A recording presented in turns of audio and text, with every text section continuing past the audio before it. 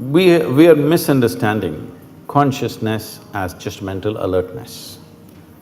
Mental alertness will help you to survive better. Consciousness is not about that. See, you know that you exist right now only because you're conscious, isn't it? You are conscious right now. That's why you know that you're here. Suppose you fell asleep, you don't know that you exist, isn't it?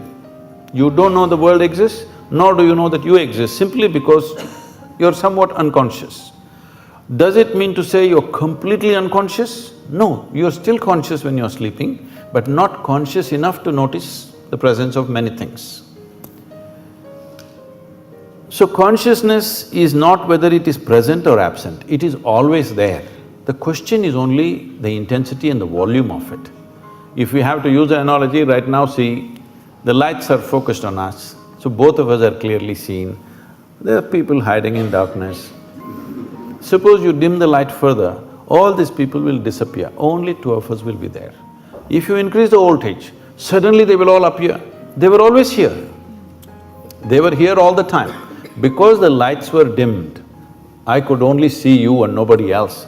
If the lights were up, then you could see. This is all consciousness is. Everybody is conscious. Question is how conscious. So to increase or to raise consciousness, what have we done in the societies? Our entire education system is just about survival, one being better than the other. How can you be conscious when you're competitive? When all you want to do is be better than somebody, your only joy is other people's failures. How will you be conscious?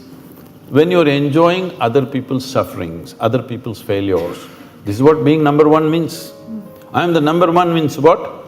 You're number 10, that's my joy. So I think this is sickness.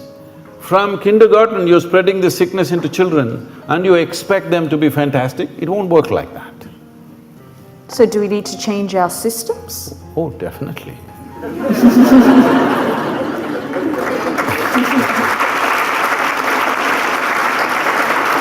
See, right now, it is anyway going to change in the next 5 to 10 years, not because people are going to become conscious, simply because of artificial intelligence. For a long time, I always wondered, even when I went to the school, an idiotic person who's read a book a few years ahead of me suddenly is acting like they're something superior. Just you read a book few years ahead of me, and how come you're so superior? I don't understand this. If you're a scholar, you read a few books. If you're a religious person, you read just one book and somehow you're superior. How come just by reading one book ahead of me, you become a superior life?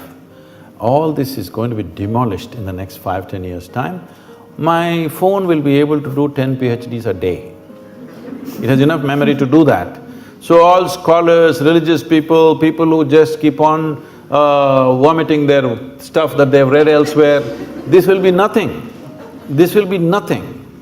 So, see, there was a time, I remember this very well, in Mumbai port, when the first gantry was installed to load and unload the ships, about 35–40 years ago maybe, all the labor protested, they went on strikes. Then I was in I'm interested in this thing, so I was visiting some ports recently. I was inquiring what was the size of the vessels then, what is the size of the vessel now, how much time does it take to load, unload. At that time, the biggest vessels were about 30,000 tons or 35,000 tons, in that range.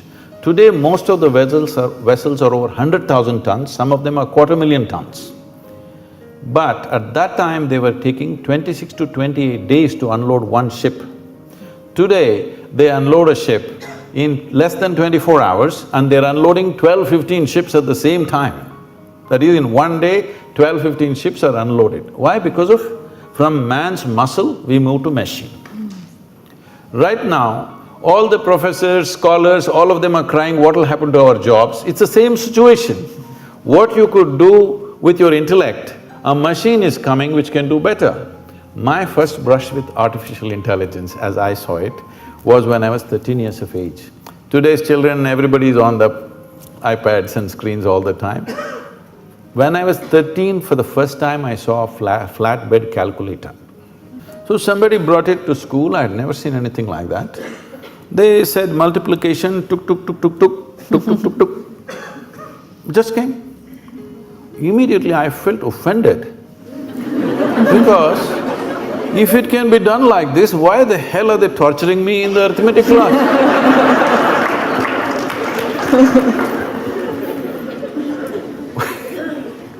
So then I imagined if there was a calculator for physics, chemistry, biology, everything, how wonderful. It took 50 years, now it's coming.